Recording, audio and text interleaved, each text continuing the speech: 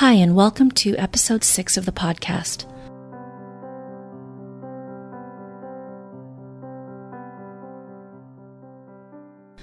Today our guest is Laura Reagan.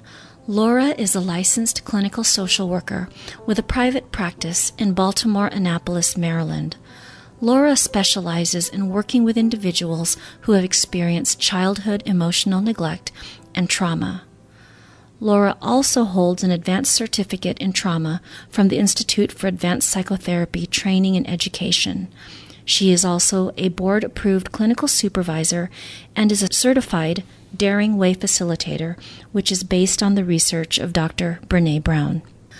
Laura also has a podcast called Therapy Chat, and her podcast has topics that address authenticity, compassion, trauma, relationships, mindfulness, and many other areas that are really supportive and meaningful to many individuals.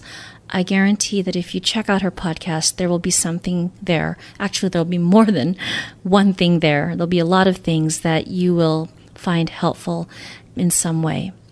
Today, our topic is a difficult one for many, and it's how to respond when a child tells about sexual abuse. 75% of children who are sexually abused don't tell anyone about it, and sexual abusers are more likely to be people we know.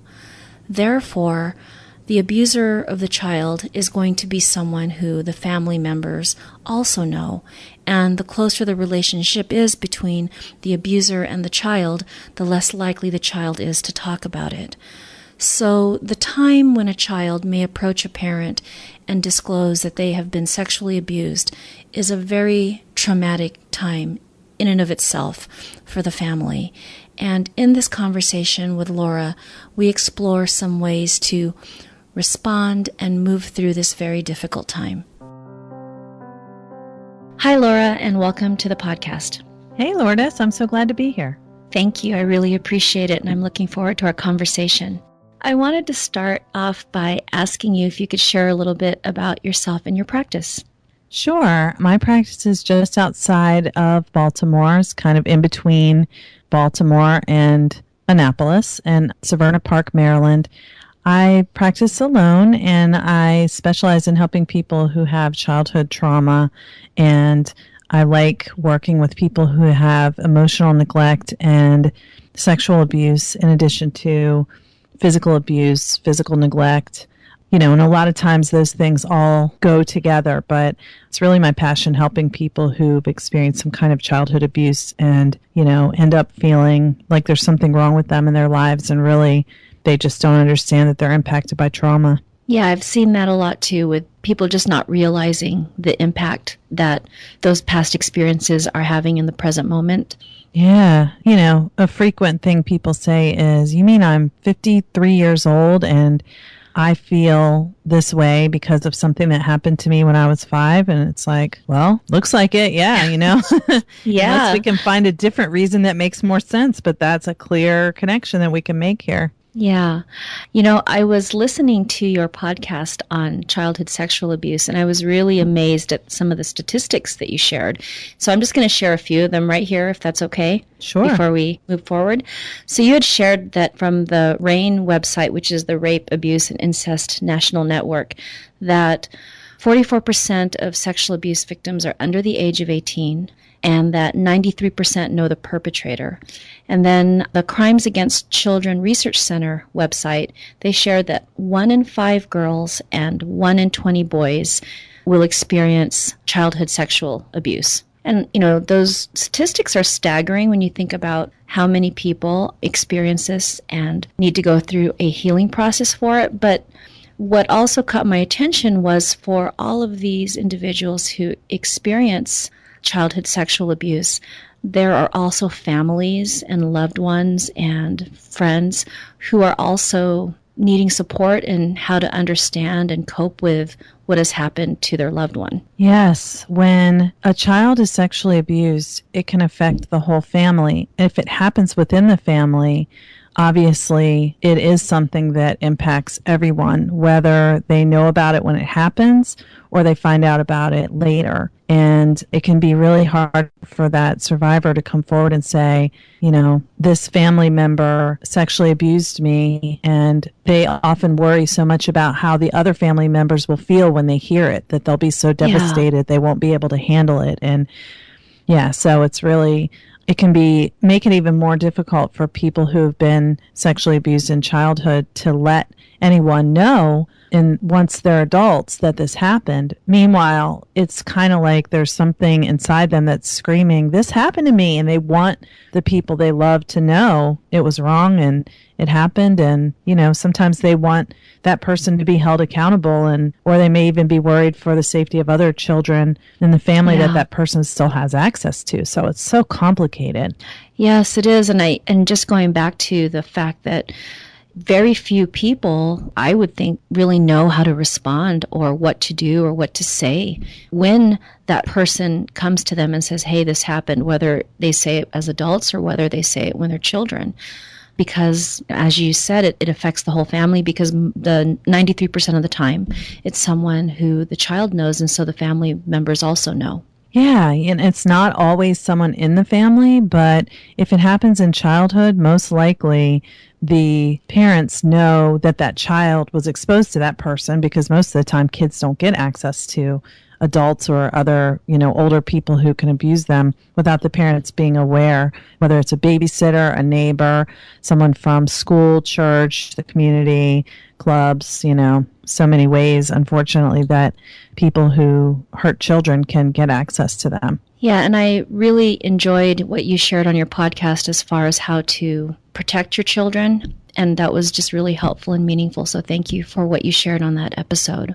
Oh, yeah. I'm glad it was helpful. So what would you say are some ways, for example, for a parent to respond if they find out that their child has been sexually abused? And not just the response, the steps that they would take for protecting their child and for maybe getting them into therapy, but what are some other ways that parents can support and respond to a child who comes to them? Okay, so if we're talking about when a child who is still a child tells a parent that someone sexually abused them, being open to what you're hearing, believing what they're telling you, which can be pretty counterintuitive because it's so shocking to know that usually someone you trusted has harmed your child in this way. For the parent, when they hear that, it's shocking, completely horrifying. They're devastated. If the parent has had any kind of sexual abuse in their own childhood, it will be even more upsetting, because usually people will say, I never wanted this to happen to my child, and now the same thing that I went through happened to them. It's okay to feel those feelings, but trying not to project those feelings out onto the child, because the child is entrusting you with this important information and they're asking you for help. So when they tell you, someone touched me inappropriately, however they word it, and kids nowadays oftentimes have that good, clear language of saying, someone touched me in a private area, and they can name their body parts most of the time. So that's really helpful. But the parent should be believing, be open, ask who it was, but don't start naming names and ask, don't give them a multiple choice. Was it this person or this person or this person or this person? But just say, who did this? Do you know when it was? Are you okay? Right. How are you doing? Instead of that can't be true. They would never do that. Saying those kinds of things shuts the child down and makes them think, oh, I guess I shouldn't have told them. They can't handle this information. Yeah. And I think also tells the child that whatever you experienced maybe didn't happen the way you thought it did. Yeah. Invalidating their experience. And, what I hear from so many survivors of childhood sexual abuse is that they may have tried to tell someone, either someone at school or a parent, and they weren't believed. Yeah. I hear that a lot, and it's almost like another trauma to not be believed when you go to someone who you hope will protect you and respond. Yeah, I've had people say that it's almost worse than the abuse itself to have this adult they trust to protect them not believe them. And I think, another piece of it too is when I've had clients share that when they have gone to an adult, the adult will listen and possibly respond, but then after that, there's no conversation about it anymore. The child doesn't know what happened. They've gone to the parent and shared this, or to the trusted adult, and they're not really sure what happened after they made that disclosure. Yeah. And that leaves them feeling powerless, and they don't know, if anything's going to change. They don't really know if they're safe from it happening again or not. And also, sometimes the parents just don't know how to handle it, so they don't want to talk about it with the child, or they're afraid to talk about it because they think it may make things worse. But the child's walking around with this traumatic experience that they need to talk about. Right. They need someone to hear them. And so even for, the families or the parents, being available to dialogue with the child about this even after the initial disclosure, like checking in with them and being a part of that process, it's not just the child's healing and the child's therapy, but I would imagine that, the parents, the entire family will need some sort of support to help them through that process. Because another thing that I've noticed is that in families, it seems like there's just bits and pieces of the child abuse story with every family member. So a sibling may know this part of it. The child knows they told their parent, but they don't know if their dad knows. And so it's very fragmented. Yeah. And every person who has a little piece of it has some feelings about that. If no one's talking about it, then everyone's carrying something. And everyone's wondering who else knows and, feeling like they have no one they can talk about it with, and not necessarily wanting to talk about it with the person who was the primary victim. Sometimes, too, parents don't realize when one child comes forward and says that they were sexually abused, other children in the family may have also been sexually abused by that same person. And, so often someone will come forward and then, a child will say, I was sexually abused. And then all the focus will be on that one child. And the other children, they may be asked initially and they say, no, nothing happened to me. But no one's ever saying, like, is this child showing any symptoms that something might be wrong? And looking for ways that children can non-verbally tell us that they're not okay. Yeah. So, one may get help, and the other, who may also have been victimized, may just carry that secret and not get help. So another piece of this is for the parents or the adults in the family to be open to checking in with the other children, and more than once to really clarify what their experience has been around this. Yeah, I think the biggest point is that if you have open communication, your family can get through anything that happens. I mean, there are terrible things that happen throughout our lives, but if you can talk about it and support one another, you can get through it together as a family. And if you can't talk about it, then each person feels alone. Right. And I think, too, that maybe what happens for those who have a child or a family member who is disclosing this is that there's this question about, I don't know what to do or what to say, and so I don't want to ask. And really, just being able to provide that space to talk about it is just the first step, which is so critical. Let's just talk about what happened, and then the next step is getting help with that, which they can do with the support of a therapist. Yeah, absolutely. And I do want to emphasize that let's talk about it. There's no secrecy here. There's no shame. It's just out in the open. This happened, while at the same time respecting the privacy of the person who was victimized, that not forcing them. So tell me exactly what happened. Tell me everything, because that can be re-traumatizing. Right. So you want to have an open dialogue where the child knows that it's okay to talk about it, but not where they're forced to talk about it if they don't want to. Right. I'm so glad you made that point about really providing the space, but then allowing the child to enter into that space when they're ready and in the way that they can, really honoring that. Exactly. And we know that children really do most of their communication based on nonverbals. So, they watch the parents, they kind of read you. Like, do they look mad? Are they sad? Yeah. Is there something that, is this a safe time to bring up a touchy subject, or should I not? So if our words say, you can talk to me about anything, but our actions show I'm not open to talking, they're not going to come to us. Right. And I think also children are protective of their loved ones and their parents. So they're also paying attention to, is mommy really upset by this? Can she handle it? And almost getting into a role where they're trying to spare their parents from hurting and emotional pain. And so they start to maybe not disclose as much, or they pull back. So the parent also in their response, and this is so challenging because of everything that's going through their minds and what they're coping with this overwhelming disclosure, of also being quite aware of how their child is perceiving how they're doing with it. Not that they can't express or share that this mommy feels sad about this or daddy's sad, but also showing that they're feeling something, but it's okay, that mommy and daddy can contain this or hold this. Yeah, that's so true. We think that the kids know that we've got it together and we're in charge. And I always tell people you've probably seen this, Laura, have you ever talked with a parent who was maybe telling you a traumatic story and they had like a baby with them, maybe like a 1 to 2 year old with them?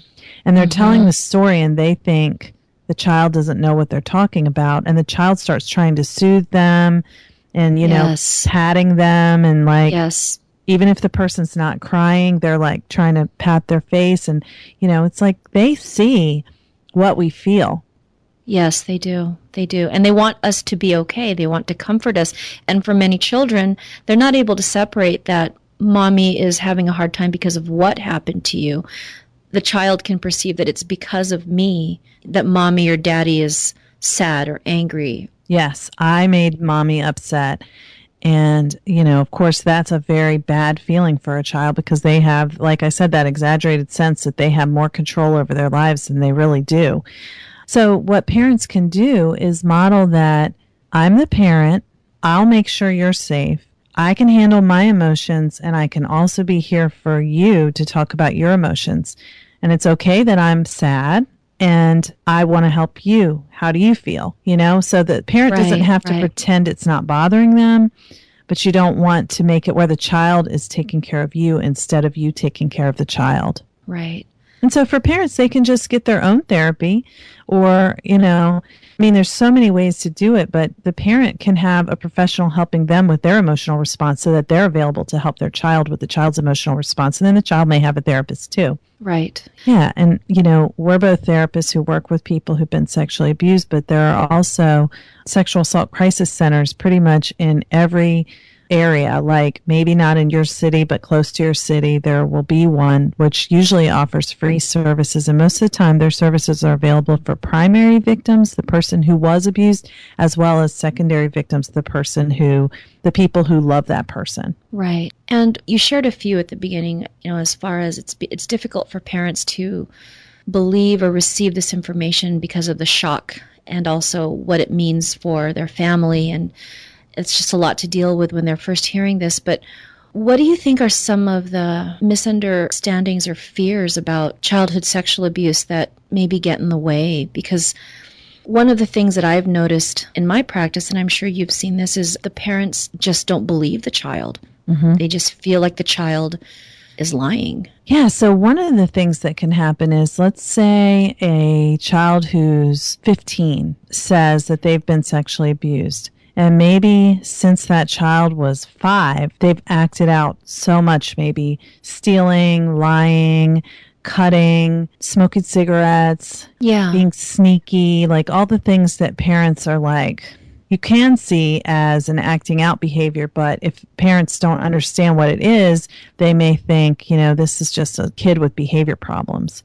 And then when that person tells them that they've been sexually abused, the parent thinks, oh, they just want attention, or they're always lying about things. I don't trust this kid. They're just trying to get out of trouble for something. Meanwhile, the reason why that kid's been acting out since they were 5 is because the sexual abuse started when they were 5. Right. So it's like, if you look at your child as a child, not a bad person, but a child, innocent, even when they're 15, even if they've been acting out for years, they're a child. And take what they're saying to you, even if you don't want it to be true. I mean, we never want that to be true. We don't want our children to be hurt that way. Just be open to it and know that if it turns out for some reason that they are not being truthful, which is very unusual, but if that's the case, you can find out later. Right. Yeah, but just err on the side of connection and love and support. I love how you said err on the side of connection. Yeah. That's great. Yeah, and love and support.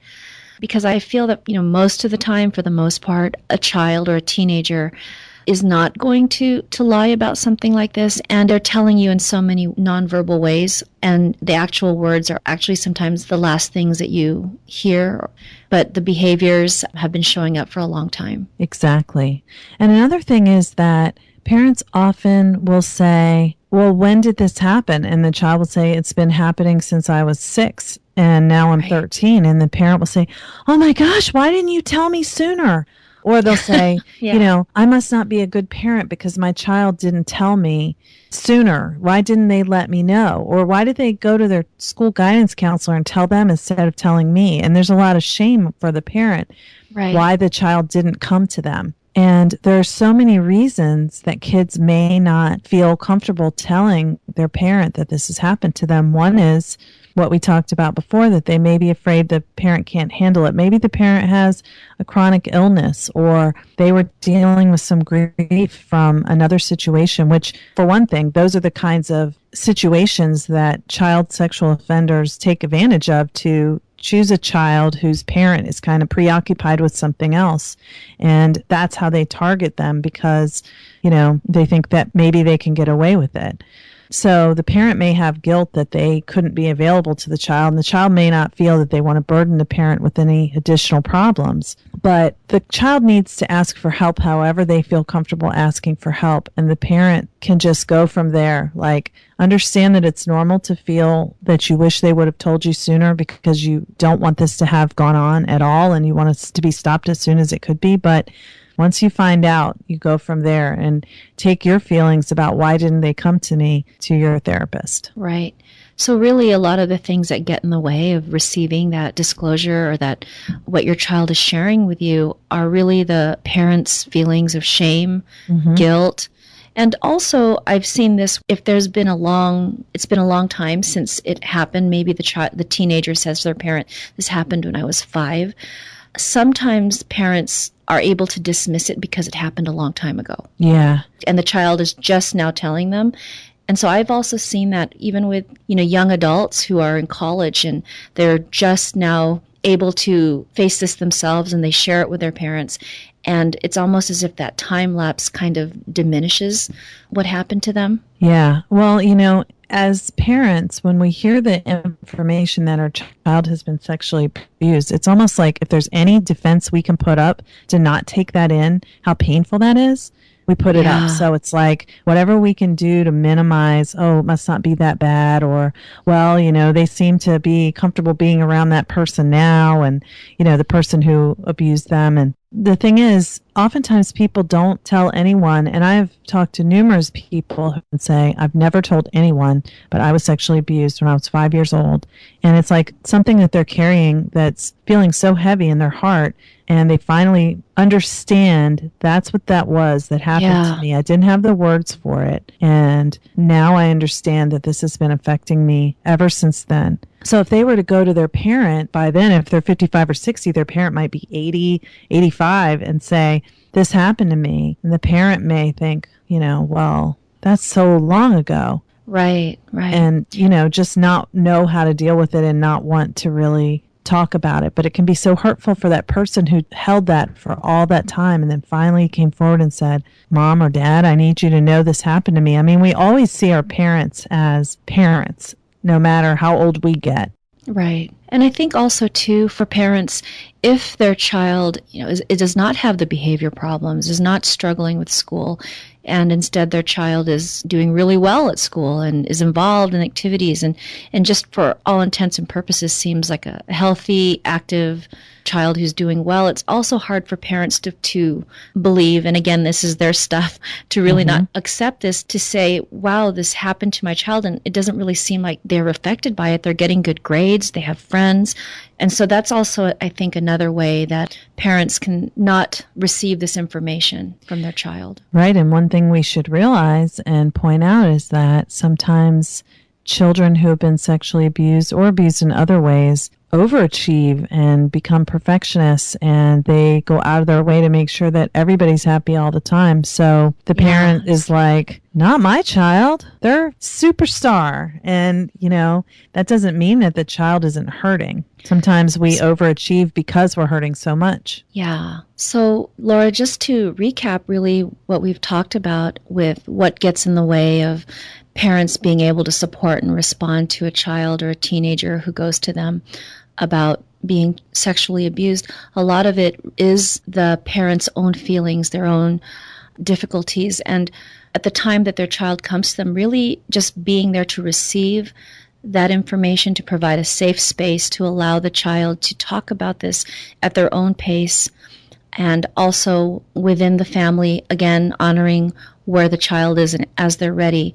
And for the parent being aware of their own stuff that's coming up, they're shocked, they're not wanting to believe this, the guilt, all of those feelings, a parent being aware of that and taking that and working on it themselves separate from what's happening with their child. Exactly. And they can call a sexual assault hotline. Like you mentioned, RAIN, earlier. There's a national sexual assault hotline that you can get. I don't have the number in front of me, but it's on the RAIN.org website, RAINN.org. If you learn that your child has been sexually abused, be as open as you can to what they're telling you. And then if you need a minute, go call that hotline and say, my child just told me they were sexually abused and I don't know what to do. I'm having all these feelings, and that person can help you on the other end of the phone. Then you can go back to your child and say, wow, I'm so sad to hear this happen to you. How are you doing? How have you been doing since that happened? Yeah. And see what's going on with your kid. And I want to point out one more quick thing too, Lourdes, is that another reason why kids often don't tell their parent that they're being abused is because a lot of times the abuser threatens to hurt the parent if the child tells. They'll know just what that child's little Achilles heel is and use that to, make the child afraid to let anyone know what's happening. So you have to understand when you're asking yourself as a parent, why didn't the child tell me sooner, or why did they go to someone else instead of me? Most likely it was to protect the parent in some way. Yeah, that's a really good point, Laura. I'm glad you mentioned that. And I think that a lot of kids, in addition to that threat of, something will happen to your parents, it's also telling that child that, if your parents find out, they're going to be so upset with you. They're going to be so angry at you. And so putting the blame back on the child. And so the child is already possibly carrying that fear of I did something wrong, I did something bad, and so is paying a lot of attention to how the parent's responding to this information that they're sharing. Right. And they also tell the kids no one will ever believe you.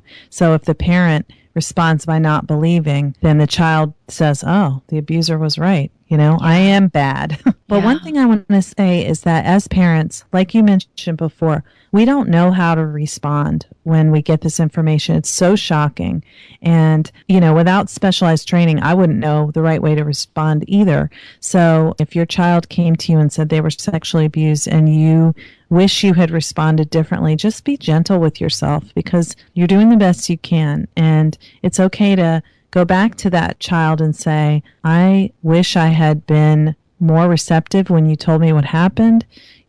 I'm not perfect. I made a mistake with that. But you don't have to beat yourself up about it. It's never too late to repair, when we screw up, and we all screw up. And I'm so glad you shared that, Laura, because even as a therapist, without this information or this training, this is a very difficult, complicated area to know how to move through. Mm-hmm. And so I guess also I want to add to what you said, just to share with anyone who's listening who may be struggling with how you responded to your child, or if this comes up, you don't have to know how to respond in that moment. Do the best that you can with being open, like you shared, Laura, and receptive. And you can reach out for help, call a crisis hotline, or get in touch with one of the resources we mentioned. And you can then figure out how to respond as you go. It's okay to tell your child, I don't know how to respond right now, but I'm going to figure it out and we'll move through this together. Exactly. Mommy's going to figure it out or daddy's going to figure it out, and I'm going to keep you safe. Always keep that parental role, set that boundary for the child. You don't have to worry now. You've told me, and I'm going to do what I need to do to make sure that you're going to be okay. Yeah. Well, Laura, thank you so much for this conversation about what I feel is a really, really important area. And I see a lot of parents get stuck in this area and maybe respond in ways that aren't ideal. And so we see it later in the therapy room.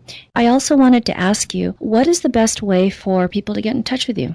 My website is www.laurareaganlcswc.com. And are there any upcoming projects or anything that you would like to share with our guests, our listeners? Well, I think the main thing I'd love for them to know about is my podcast. So it's called Therapy Chat. And if anyone is interested in listening to more of the kind of stuff I talk about, including sexual assault, and it's also about connection and being vulnerable and shame resilience and mindfulness, blah, blah, blah, all those things. I would love to have them listen.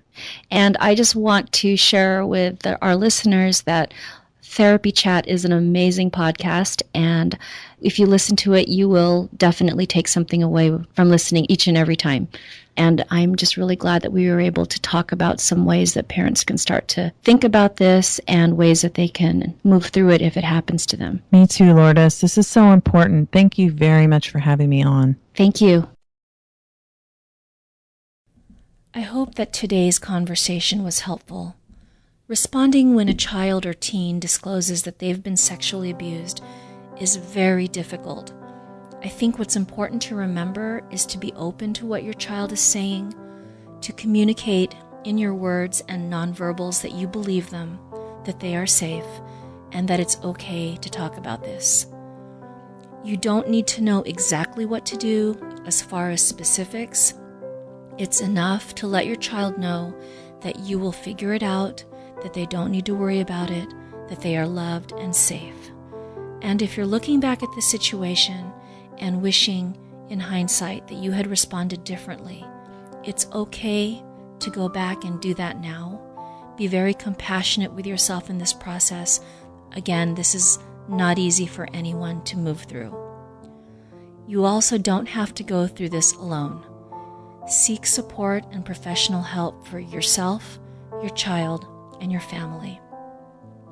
I also wanted to mention that in addition to her amazing podcast, Therapy Chat, which I encourage you to explore and listen to, Laura has recently launched the Trauma Therapist Community, a safe space where trauma therapists can connect and identify and address and prevent the effects of exposure to trauma. I'm not sure of the exact details, but I do know that it's a blend of face-to-face group support and online support, and that there will be opportunities for clinical questions to be addressed when appropriate, for networking, and also just to get support, hope, and inspiration. For more information about today's episode, including links to the resources mentioned, including the Trauma Therapist Community, which I believe registration is open until August 22nd, please visit www.lourdesviado.com/podcast. And if you enjoyed today's episode, please subscribe and leave a review. Thanks so much for listening, and see you next time.